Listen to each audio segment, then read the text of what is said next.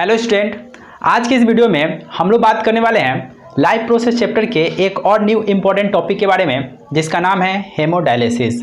इससे previous video में हमने लगभग लाइफ प्रोसेस चैप्टर के सारे टॉपिक को कवर किया है और हम लोग लाइफ प्रोसेस चैप्टर के सबसे लास्ट पॉइंट पे पहुंच गए हैं, जिसमें आपको ये पढ़ना है कि हेमोडायलिसिस होता क्या है, ये कैसे काम करता है और इस डायलिसिस कंडीशंस को किस तरह के पर्सन्स में अप्लाइड किया जाता है।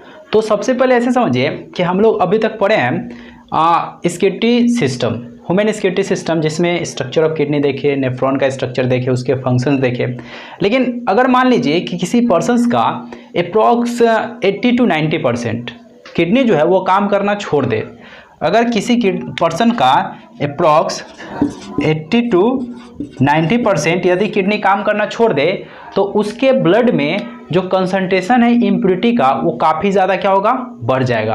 अब इस सिचुएशंस में उसके ब्लड को तो मेनली उसके बॉडी के इनसाइड तो उसका ऑर्गेन पार्ट फिल्टर ही नहीं कर रहा है, तो इसीलिए उसके बॉडीज़ को फिल्टर करने के लिए हम लोग आर्टिफिशियल किडनी का यूज़ करते हैं। जिस प्रोसेस को, जिस मशीन्स को कहा जाता है आर्टिफिशियल, इसको कहा जाता है डायलिसिस मशीन। अब यहाँ पे डायलिसिस मशीन्स का जो स्ट्रक्चर है वो सिंपल फॉर्म में आप इसको इस तरह से एग्जाम में बना सकते हैं। अब है कि ये कैसे कैसे काम करता है, क्लियर है? तो पहले इस टर्म को समझिए। हेमो मतलब होता है ब्लड और डायलिसिस मतलब होता है फिल्ट्रेशंस।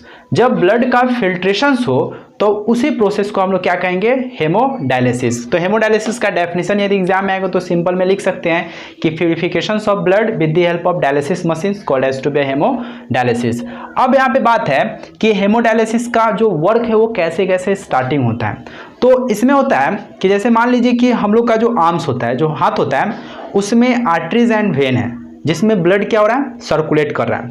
तो इस कंडीशंस में हम लोग क्या करते हैं, अपने renal artery and renal vein में जो होता है डायलिसिस नीडल को इंजेक्ट कर देते हैं। जो डॉक्टर वगैरह जो होते हैं वो किसी जो पर्सन इससे सफर्ड है, मान लीजिए कि उसका किडनी खराब है, तो उस सिचुएशंस में क्या होगा कि उसके जो आर्म्स है उसके आर्टरीज और वेन में डॉक्टर नीडल को क्या करेगा, डायलिसिस नीडल को क्या करेगा, इंजेक्ट कर देगा। अब जो पहला जो होगा आर्टरी, उसमें ऑब्वियस ही बात है कि इम्प्योर ब्लड होगा। इसमें जो है, इसमें कैसा ब्लड है, इम्प्योर ब्लड है। इम्प्योर ब्लड या डर्टी ब्लड बोल सकते हैं। ये ब्लड जो होगा यहां से बाहर निकलेगा। जो ब्लड है वो क्या निकलेगा, बाहर निकलेगा। जब ये बाहर निकलेगा तो होगा क्या कि जैसे हम लोग के बॉडी से बाहर जब ब्लड निकलता है तो उसका प्रेशर क्या होता है, घट जाता है। तो उसके प्रेशर्स को फिर से बढ़ाने के लिए हम लोग यहाँ पे एक पंप लगा देते हैं। इसको डायलिसिस पंप के भी नाम से जान सकते हैं या सिंपल पंप यहाँ लिख सकते हैं। ये पंप का काम होता है कि ब्लड को फिर से हाई स्पीड में क्या कर देना, उसके रिदम में ला देना। तो यहाँ से जो ब्लड है वह इस ट्यूब से इंटर करता है डायलिसिस टैंक के अंदर। यहाँ से हम लोग का क्या हुआ, एक ट्यूबुलर स्ट्रक्चर दिख रहा है, उसको क्या कहते हैं, डायलिसिस टैंक। तो यहाँ पे डायलिसिस टैंक लिखा गया है। इस डायलिसिस टैंक में क्या होता है कि जो इम्प्योर ब्लड है, जो हम लोग का डर्टी ब्लड है, वो क्या हो गया है, वो हम लोग के बॉडी से बाहर आ गया है और कहाँ इंटर किया है, डायलिसिस टैंक में। ये जो डायलिसिस टैंक में जो ब्लड आया, ये ब्लड अभी तक में कैसा है, इम्प्योर। अब क्या होगा, अब डायलिसिस टैंक के अंदर जो फिल्ट्रेशन का प्रोसेस है वो यहाँ पे कंप्लीट होगा। तो इस जो डायलिसिस टैंक में जो ब्लड लेके आएगा वो एक ट्यूब कैरी करेगा इस ब्लड को। जो ट्यूब जो को हम बोल सकते हैं सेलोफन ट्यूब। सेलोफन ट्यूब जो रहता है यह सेलेक्टिव परमिएबल मेम्ब्रेन ट्यूब से बना रहता है या फिर सेमी परमिएबल ट्यूब से बना रहता है। तो ये क्या होता है, सेलेक्टिव परमिएबल होता है, सेलेक्टिव परमिएबल इन नेचर।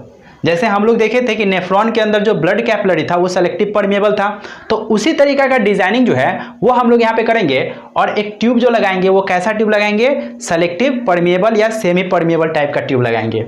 इसमें जो है वो ब्लड आ गया, पूरा ट्यूब में फिल्ड हो गया। बात क्लियर है? अब जब पूरा ट्यूब में फिल्ड हो जाएगा ब्लड, तो हम लोग क्या करेंगे, एक सॉल्यूशंस तैयार करेंगे।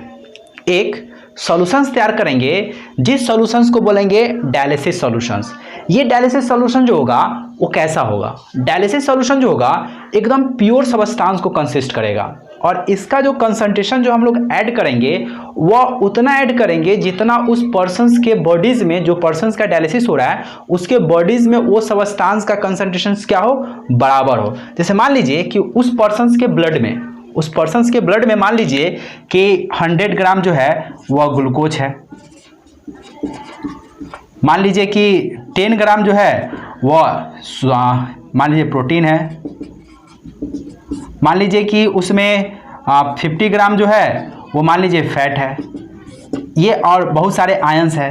तो ये जो यूजफुल आयन जितना उस पर्सन्स के ब्लड में है एकदम एग्जैक्ट उतना ही कंसंट्रेशंस में हम एक डायलिसिस सॉल्यूशंस तैयार करेंगे, जिसमें कंसंट्रेशंस अदर यदि ब्लड में 100 ग्राम यदि ग्लूकोज है तो उतना ही लेंगे, जितना फैट है उतना ही लेंगे, जितना प्रोटीन है उतना ही लेंगे, जितना आयन है उतना ही लेंगे, जितना भी यूजफुल सब्सटेंस है उतना ही हम एक सॉल्यूशंस को प्रिपेयर करेंगे। लेकिन जो हम डायलिसिस सॉल्यूशंस प्रिपेयर करेंगे उसमें किसी भी तरह का वेस्टेज को नहीं डालेंगे। बात क्लियर है? और हम लोग पहले से इस डायलिसिस सॉल्यूशन डायलिसिस टैंक में ऐड करके रखेंगे सॉल्ट को, ऐड करके रखेंगे सॉल्ट को पे ऐड करके रखेंगे सॉल्ट को। अब क्या होगा कि जैसे ही सॉल्यूशंस इसमें आएगा तो ये जो ब्लड आया है उसमें प्योर और इम्प्योर सब्सटेंस तो दोनों है। अब यहां पे क्या होगा कि यहां पे सब्सटेंस का फ्लो होगा। जो सब्सटेंस आपको पता होगा कि जो भी सब्सटेंस जो होता है वो हमेशा हायर कंसंट्रेशन से किधर की तरफ मूव करता है, लोअर कंसंट्रेशन की तरफ। तो और हमेशा जो सब्सटेंस होता है कब तक फ्लो करता है, जब तक दोनों के तरफ कंसंट्रेशन क्या ना हो जाए, बराबर ना हो जाए। तो यहाँ पे क्या होगा कि इसमें जो दिख रहा है जो डायलिसिस टैंक है इसमें जो एडिंग सब्सटेंस हम लोग यहाँ से कर रहे हैं, ये कैसा सब्सटेंस ऐड कर रहे हैं, डायलिसिस सॉल्यूशंस को ऐड कर रहे हैं। अब ये डायलिसिस सॉल्यूशंस क्या चीज़ को कंसिस्ट किया है, सिर्फ प्योर सब्सटेंस को कंसिस्ट किया है, प्योर यूजफुल सब्सटेंस। जो भी हमारे बॉडीज के लिए यूजफुल और प्योर सब्सटेंस चाहिए और जो हमारे बॉडीज में पहले से अवेलेबल है वो सॉल्यूशंस हम लोग प्रिपेयर किए हैं बाहर में, और उसी को हम लोग कहाँ ऐड कर रहे हैं, डायलिसिस टैंक के इनसाइड। अब जब सब्सटेंस इस ट्यूब से इस टैंक में आएगा तो सब्सटेंस क्या होगा, वो हाई से लो की तरफ मूव करेगा। क्लियर है? तो इसमें जो है इस जो ब्लड है इसमें तो कंसंट्रेशन जो है वो वेस्टेज का भी है, क्लियर है, और यूजफुल दोनों का है। लेकिन बाहर में जो है सिर्फ यूजफुल है, तो बाहर में तो वेस्टेज है नहीं और अंदर में बहुत ज़्यादा है वेस्टेज। तो वेस्टेज क्या होगा, वो हाई से लो की तरफ मूव कर जाएगा। मतलब इसमें जो होगा डायलिसिस टैंक में जो हो जाएगा वो सारे वेस्टेज क्या हो जाएंगे, थ्रू आउट हो जाएंगे, इस ट्यूब से बाहर निकल जाएंगे और डायलिसिस टैंक में आ जाएंगे। और यूजफुल सब्सटेंस का फ्लो नहीं होगा क्योंकि वो यूजफुल सब्सटेंस जो है वो अंदर में भी जो ब्लड में है उतना ही है और हम लोग ऐड भी उतना ही किए हैं, तो दोनों साइड में जो कंसंट्रेशन होगा वो बराबर होगा।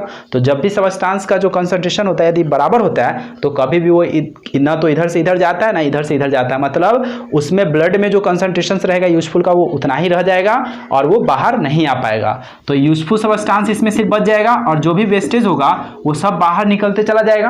बात क्लियर है? और जो ये वेस्टेज निकलेगा वो सारे वेस्टेज को हम लोग एक अलग टैंक में क्या करते चले जाएंगे, उसको स्टोर आउट करते चले जाएंगे और यहाँ से जो हम लोग का वेस्टेज होगा वो रिमूव आउट हो जाएगा। और यहाँ पे हम लोग का जब ब्लड फिल्टर्ड हो जाएगा तो इस फिल्टर और प्योर ब्लड को फिर से ये ट्यूब जो होगा वो नीडल के हेल्प से कहाँ पे डिपोजिट कर दिया जाएगा, रीनल वेन में। और ये जो वेन है वो ब्लड को क्या करेगा, डिस्ट्रीब्यूट कर देगा थ्रू आउट द बॉडीज। मतलब डायलिसिस टैंक के हेल्प से या डायलिसिस ट्यूब के हेल्प से हम लोग का जो ब्लड है वो क्या होता है, बॉडी से बाहर फिल्टर्ड होता है। क्लियर है? और ये जो फिल्ट्रेशंस का जो रेट होता है वो हम लोग के किडनी के रेट से थोड़ा स्लो होता है। और इसमें जो ब्लड का फिल्टर जो कंसंट्रेशन होता है प्यूरिफिकेशंस का वो भी थोड़ा कम, मतलब कि इनकम्प्लीटली होता है। आप इतना नहीं बोल सकते हैं कि हम लोग का जितना किडनी ब्लड एकदम प्यूरिफिकेशंस करता है उतना ही ये कर देगा, उतना नहीं करता है, लेकिन इतना जरूर कर देता है कि पर्सन जो हो वो सर्वाइव जरूर कर जाए।